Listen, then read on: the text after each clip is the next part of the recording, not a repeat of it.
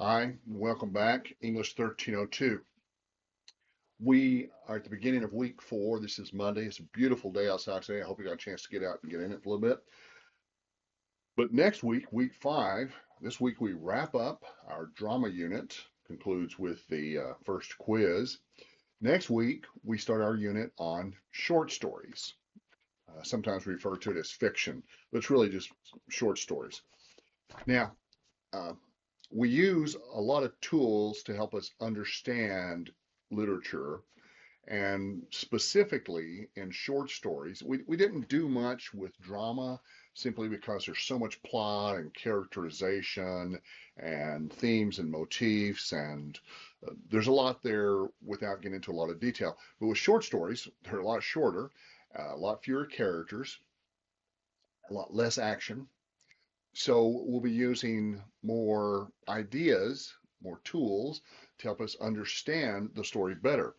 I've just opened up the tab called Short Stories, and I've posted 2 important PowerPoints. The first one is called LitCrit, which is just an abbreviated form of literary criticism. In literature, criticism does not mean just to criticize something, just to find fault with it. It means to seek to understand it by looking at it closely. So in literature, we use these different forms of criticism, of looking at it closely. Things like historical criticism, feminist theory, Marxist theory, also called economic theory, new criticism, and most importantly, formalism. Now, there are several, and we will use them as we need to, but there's one we use all the time, and that's called formalism. Formalist theory is also divided into further parts, which you're probably more familiar with. When we talk about things like plot and protagonist and setting and antagonist and stuff like that, those are all parts of formalism. So, as you read a story, you want to be thinking about, okay, what's happening here? Which character drives the action forward? Who or what works against the main character? When and where is this story set? By doing so, by looking at those pieces of formalism, it'll help you understand the story better. And I'm going to post up for you a handout called The Elements of Formalism. And if you'll fill that out when you read the story, it just lists the elements, the parts of formalism. And if you'll fill that out, put the name of the author, put the name of the main character, put a short summary of the plot, just really 1 or 2 sentences, then that will help you understand it and it'll help you remember it better.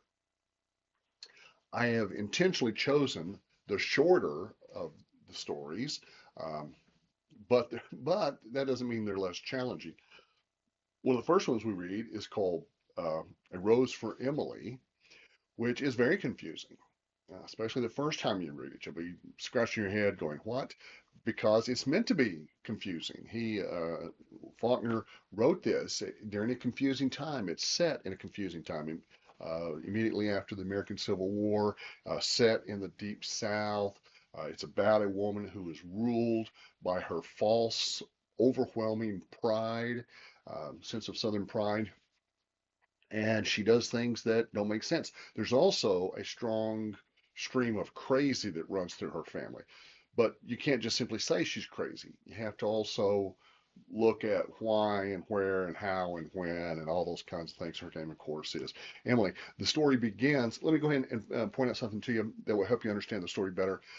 The narrator, the person who tells this story, is the town. And there's a key sentence that will help you understand the story best of all. Um, Miss Emily was, if I can remember it correctly, Miss Emily was a duty, a care, and a responsibility, meaning the town felt they had to take care of her. It explains why, even though has absolutely no money, the town feeds her, they give her food, they let her live. Now it's her house, but they let her live with no tax, without paying taxes.